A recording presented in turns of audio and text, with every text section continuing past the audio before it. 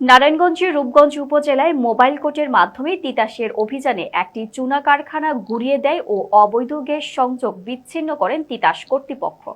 Senior staff reporter Liton বিশ্বাস জানান, বুধবার সকাল থেকে বিকেল পর্যন্ত অভিযান চালিয়ে হাটাবো একটি চুনা কারখানা গুঁড়িয়ে দেওয়া হয় ও ৩০ কানিয়াহ আল আকসা থ্রেজ কাঞ্চন এলাকায় অবৈধ ৭৫টি চুনার অবৈধ গ্যাস সংযোগ বিচ্ছিন্ন করেন। এ সময় নারায়ণগঞ্জ জেলা প্রশাসকের কার্যালয় সহকারী কমিশনার এক্সিকিউটিভ ম্যাজিস্ট্রেট তারিফ আল তাওহিদ ও নারায়ণগঞ্জ জোনের ম্যানেজার জাহিদ হাসান এর নেতৃত্বে অভিযান পরিচালনা করেন। চুনা কারখানাগুলো এক্সিভেটর দিয়ে ভেঙে গুঁড়িয়ে ফেলা হয় এবং ফায়ার সার্ভিসের সহায়তায় আগুন নিয়ন্ত্রণ করা হয়, পানি স্প্রে করা হয়।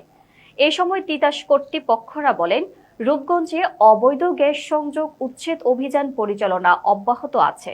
যেখানে অবৈধ সংযোগ পাওয়া যাবে সেখানে উচ্ছেদ অভিযান পরিচালনা করা হবে।